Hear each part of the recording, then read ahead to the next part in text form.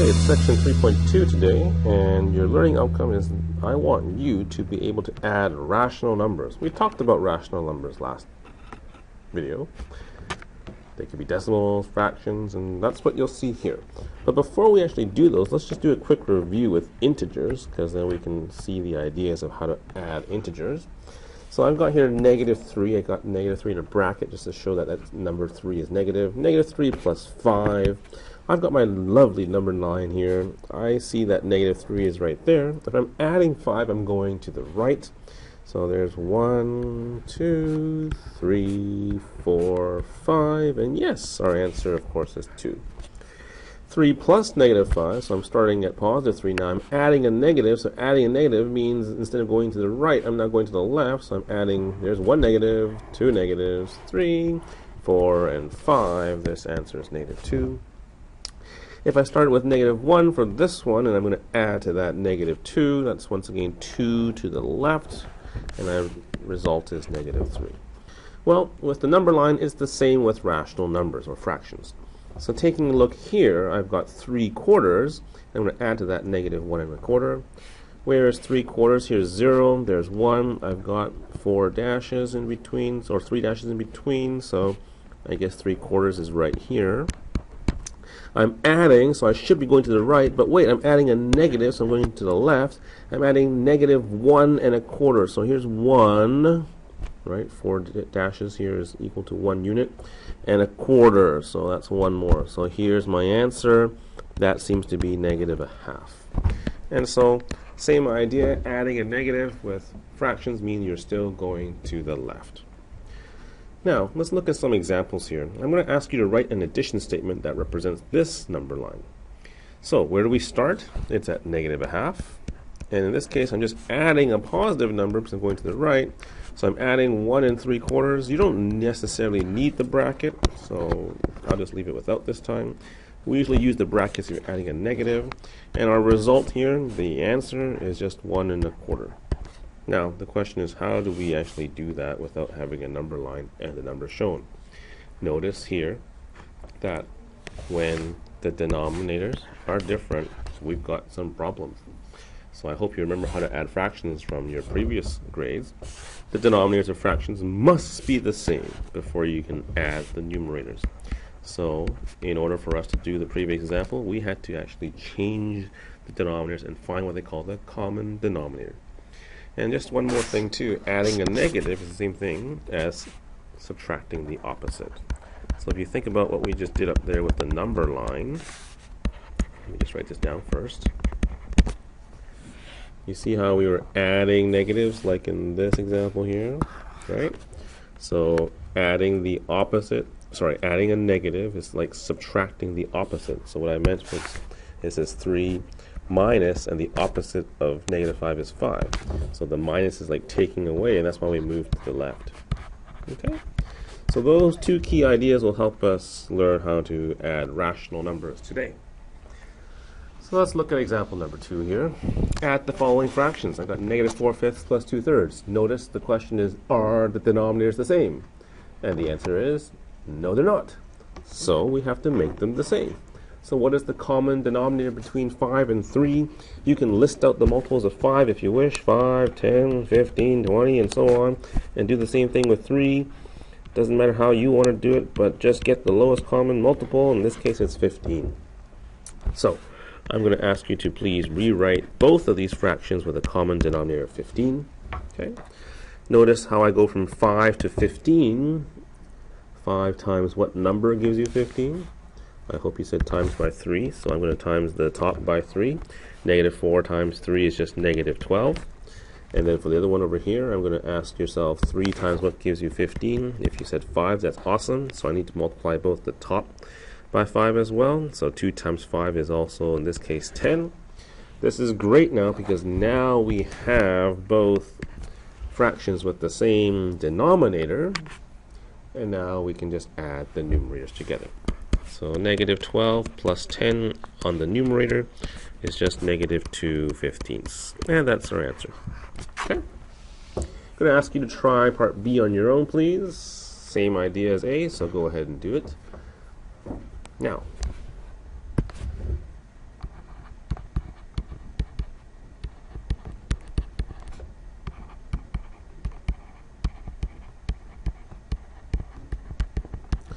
Notice that we do have a common denominator 48, but if you can see that there is a lower common denominator of 24, I suggest you use smaller numbers.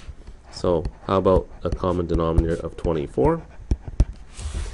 8 times 3 gives you 24, so negative 3 times 3 is negative 9. 6 times 4 is 24, negative 5 times 4 is negative 20.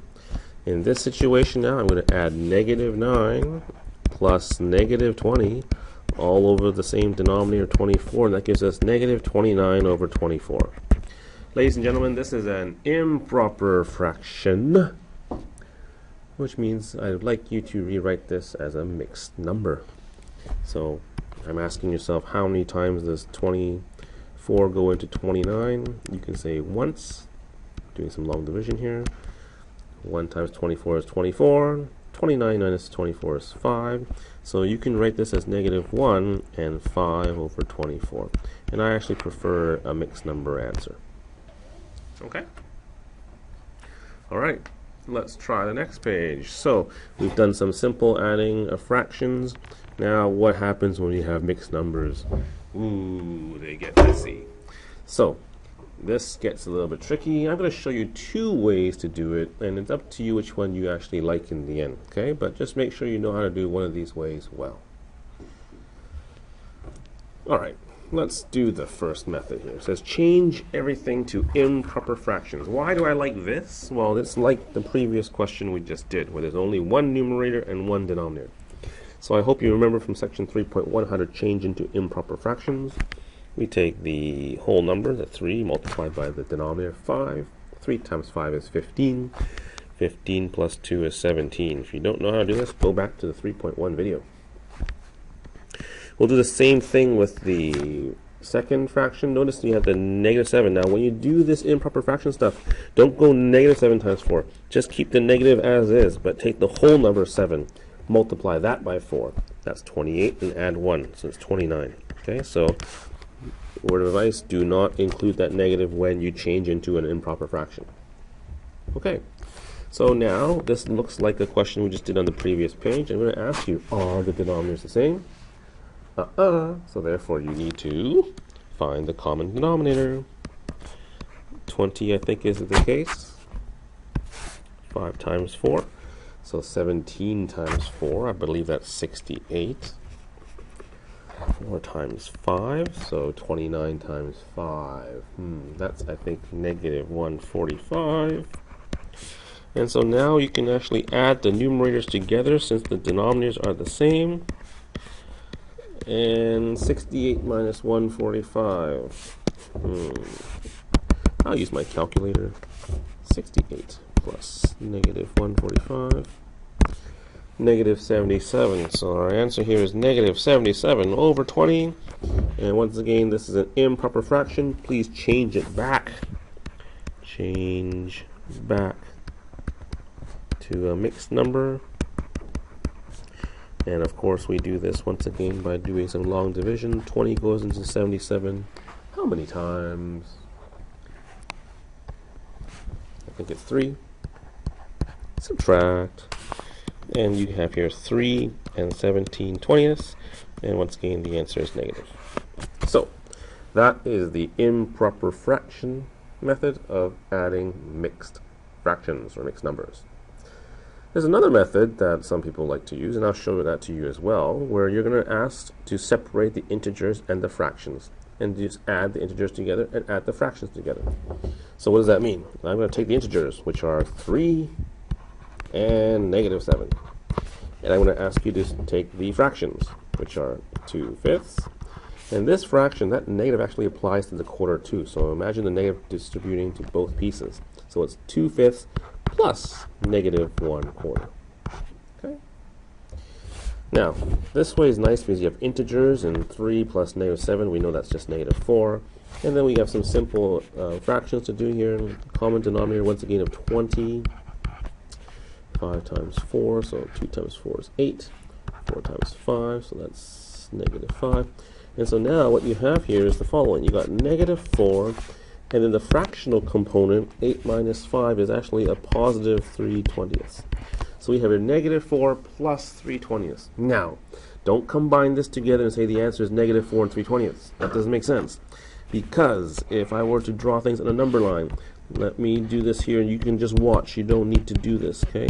Here is negative 4, right? And when I add 3/20, which way am I going? To the right or to the left? I'm going to the right, so I'm going to go add 3/20. And if I do that, is my answer negative 4 and 3/20?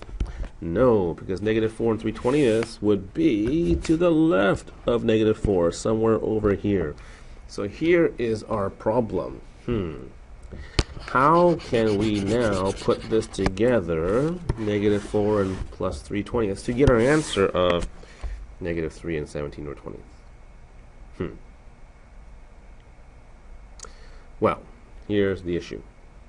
We know that this negative here applies to both the 3 and the 17.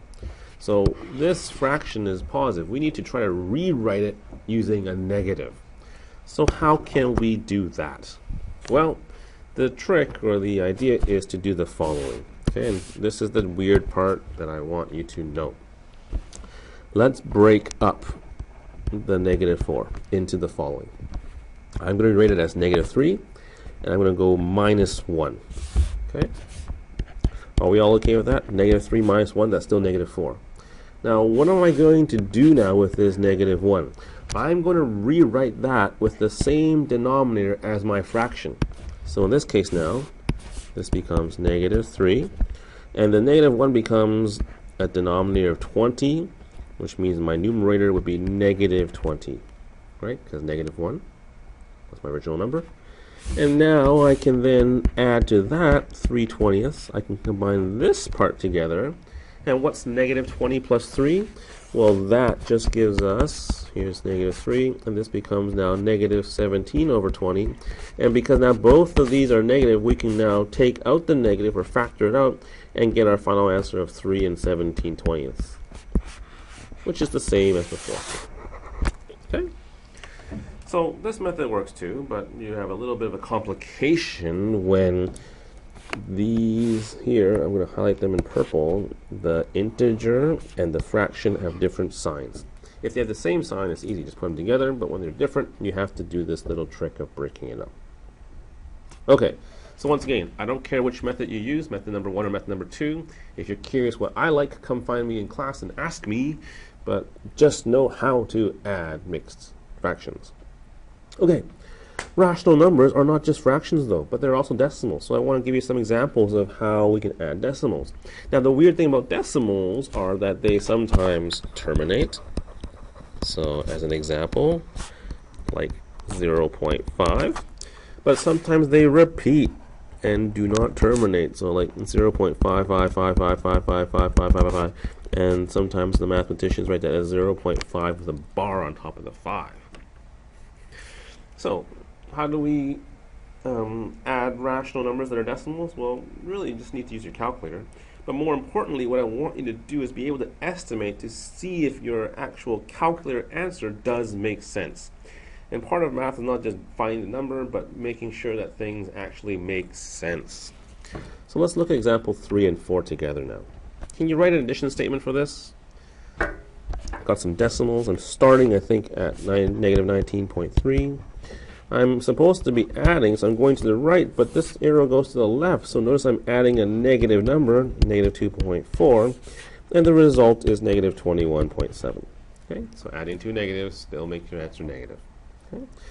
Now, what I'd like you to do for example 4 is, yes, I want you to find the sum, but before you do that, I want you to estimate so that you can have an idea to make sure that your sum is actually correct.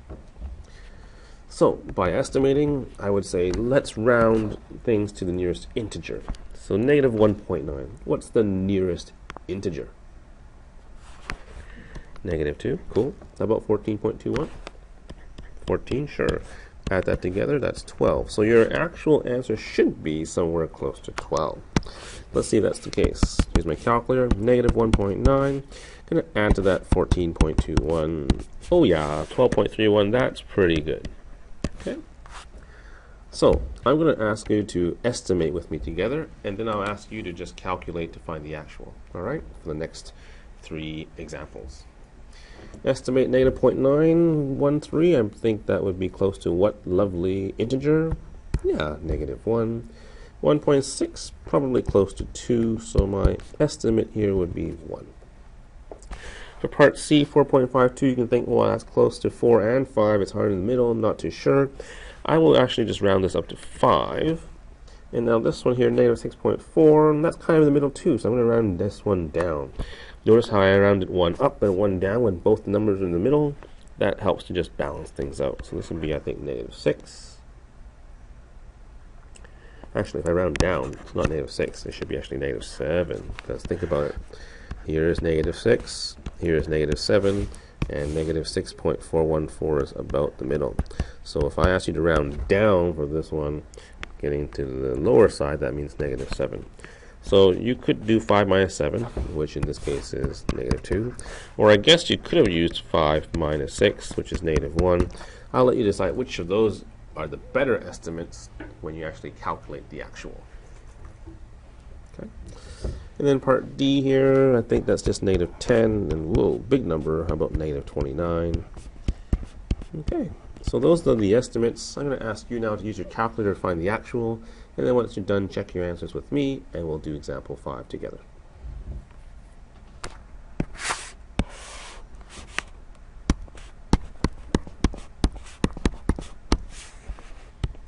Not bad. 0.687, that's pretty close. C is the interesting one. Is it going to be closer to negative 2 or negative 1? 4.52 plus negative 6.414. Ooh, negative 1.894. C. Negative 1.894. My first estimate was actually better than the second one. And finally, negative 10.2 plus negative 28.81. Oops, I forgot the 1. Negative 39.01. That's pretty good. Okay.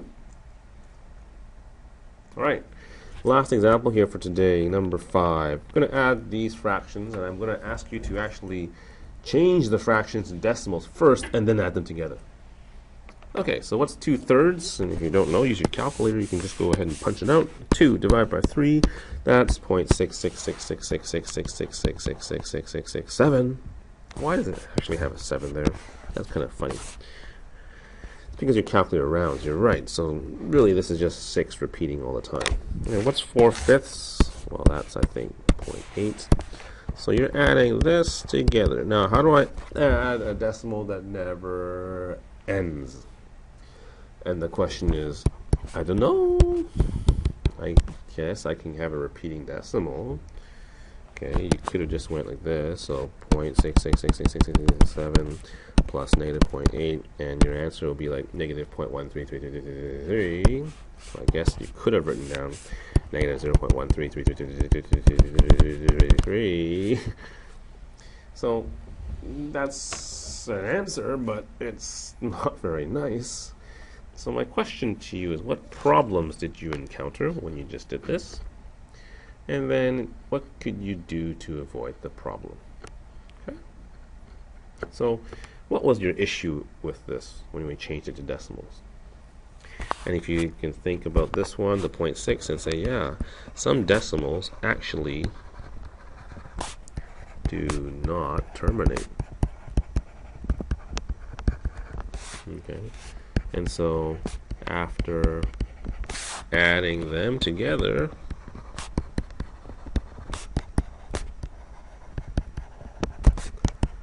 they still don't terminate.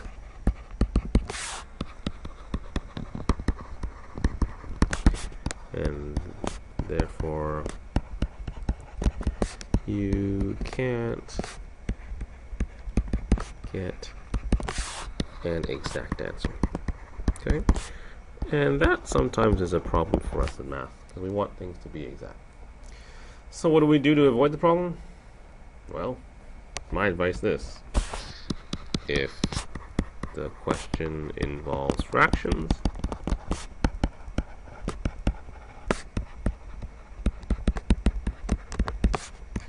keep them as fractions. So don't change them to decimals, and then if you keep them as fractions, add them together, you'll still be able to get a nice exact answer. Alright, get ready to try these adding questions in class. See you soon.